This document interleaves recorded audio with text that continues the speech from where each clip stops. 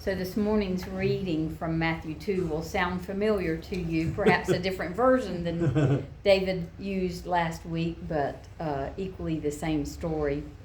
From Matthew 2, the visit of the Magi. In the time of King Herod, after Jesus was born in Bethlehem of Judea, Magi came from the east to Jerusalem asking, "Where is the child who has been born King of the Jews? For we have observed his star in the east and have come to pay him homage."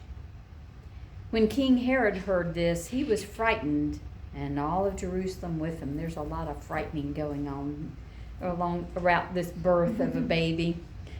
And calling together the chief priests and scribes of the people, he inquired of them where this Messiah was to be born. And they told him, "In Bethlehem of Judea, for it is so written by the prophet." Then Herod secretly called for the Magi and learned from them the exact time when the star had appeared. Then he sent them to Bethlehem, saying, "Go and search diligently for the child, and when you have found him, bring me word of him, so that I may go and pay him homage." When they had heard the king, they set out, and there ahead of them went the star they had seen in the east, until it stopped over the place where the child was. When they saw that the star had stopped, they were overwhelmed with joy. On entering the house, they saw the child with Mary, his mother, and knelt down to pay him homage.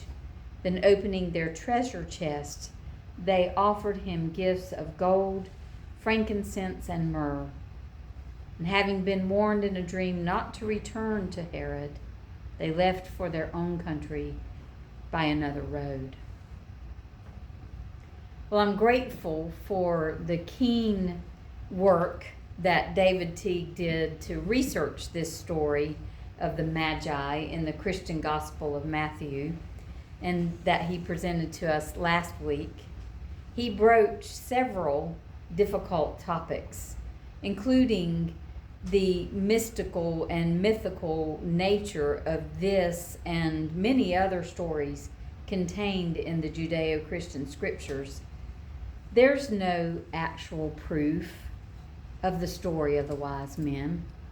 From the passage in Matthew, we don't really know how many wise men there are, and even are they all men. The bottom line, though, is that there's very little evidence to verify many stories that are contained in the scriptures, including the topic of today's message. It's highly probable that these Magi, who follow the star, were experts in the science of astrology. They knew beforehand about a rare planetary alignment that was going to occur, and they had seen it with their own eyes. Despite the fact that we cannot know for certain through the science of astrology or astronomy or from history or biblical or even popular knowledge that any of this story of the Magi is true, it still remains rich with symbology that, if you'll pardon the pun, will guide us even today.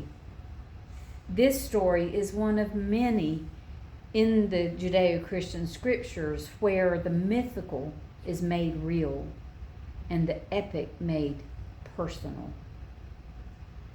So today, at this time that much of the Christian world calls Epiphany, and that my Orthodox friends call Christmas, I invite you to join me in looking at the symbology contained in this story for your own understanding, your own epiphany.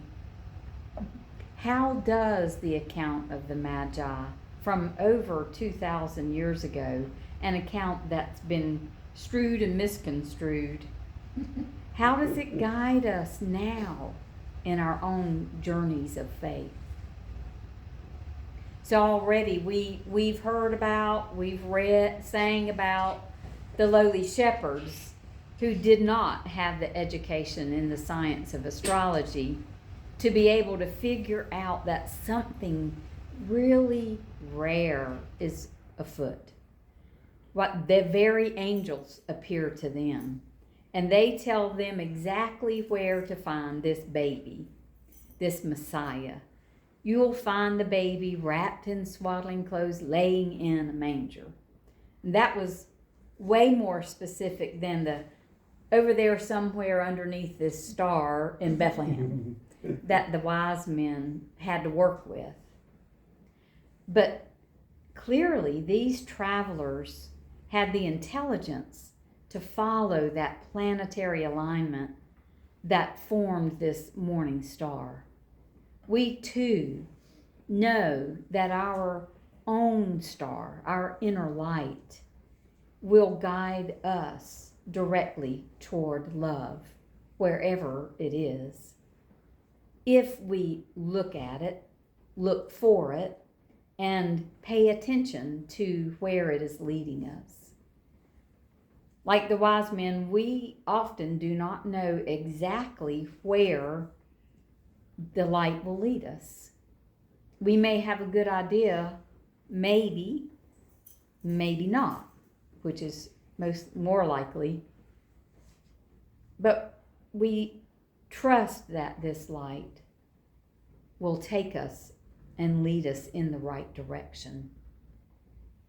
So as we pick up the story of these wise folks, at Herod's prodding, they make the decision to take the first steps of this long journey into the unknown.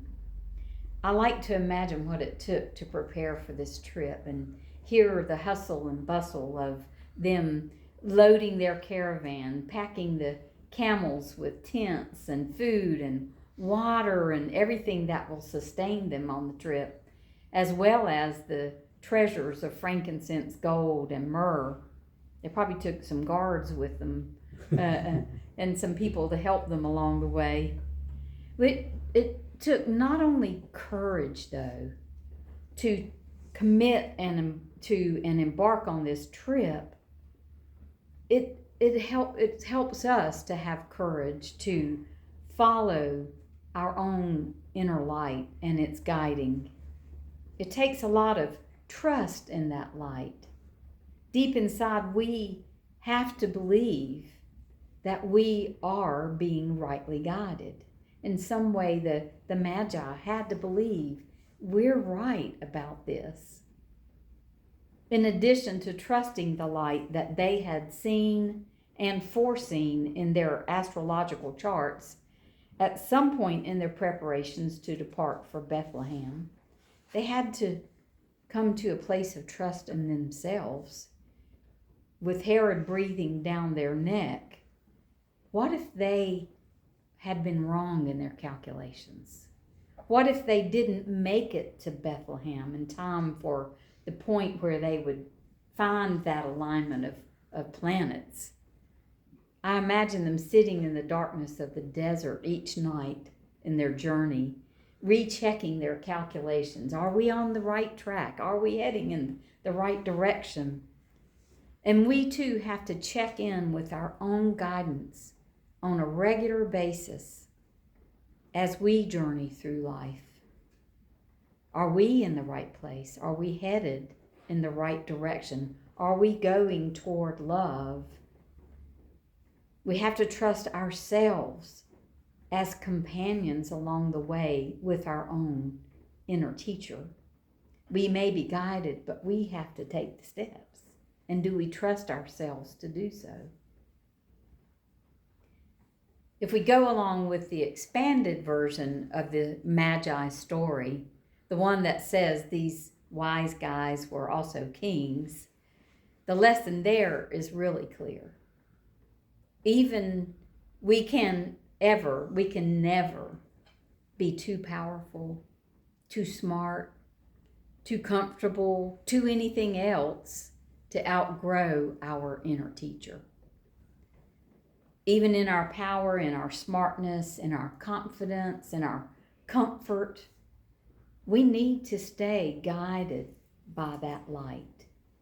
Maybe even more so. We have to be willing to walk away from surety and comfort. Can you imagine if you were a king, what you would be walking away from to go travel this journey? Following our light might mean that we have to take some uncomfortable steps. We might have to, and most likely will, have to face our own fears. We'll have to tell the truth to ourselves and to others. And in following our light, we're called to give our very best, just as the kings brought frankincense, gold, and myrrh. In the first adventure story of Indiana Jones, you may have seen the movie, the main character, the title character, Indiana Jones, comes to the edge of this great abyss as he's trying to escape the Nazis. He is quite certain he's followed the right path, but there doesn't seem to be a way to get across this crevasse. Death is right on his heels as he can hear the Nazis coming behind him. And in a moment of inspiration, of guidance, if you will, he picks up a hand of white pebbles and tosses them in what seems to be empty space of a crevasse.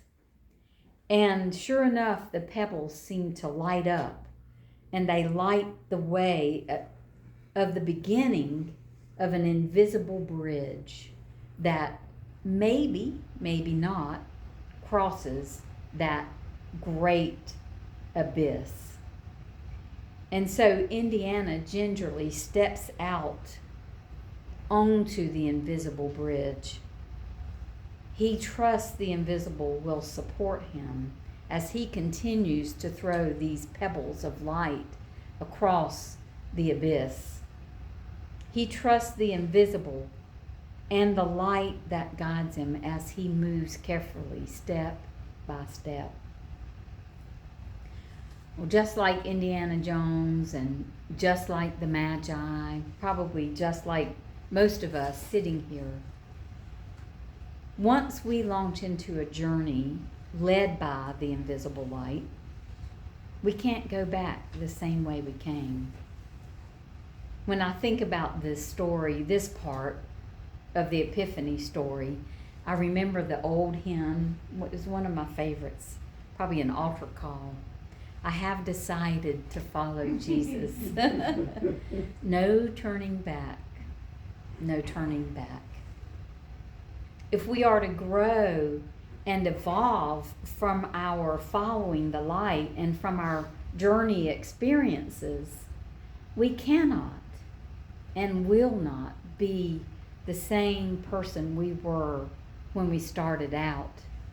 I had a colleague in divinity school who was mad about something he had learned our second year of school, and he grabbed his books up and he said, "I can't wait to get my NIV Bible and get the heck out of here." And it's like, how can you be here and not be changed?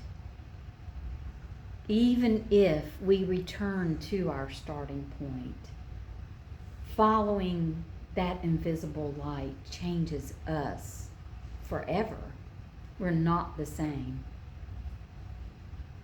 So as David said last week, God meets us where we are, uses what we know, what we think we know, and what we understand to draw us toward God's self. There are not easy answers, and we are still responsible for making the journey. Wherever the journey takes us, whenever it calls us out.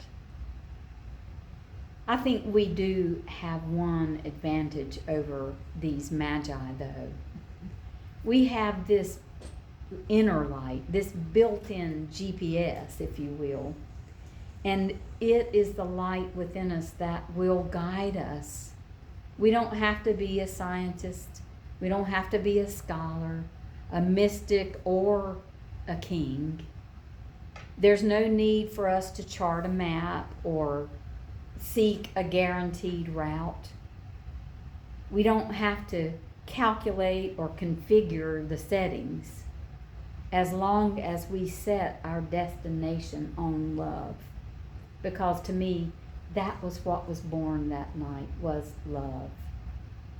Love that passes understanding. Love that overcomes even our worst fears. In the days and the weeks ahead, I hope and trust that we will follow the invisible light on our journey toward love. And so it is. Amen.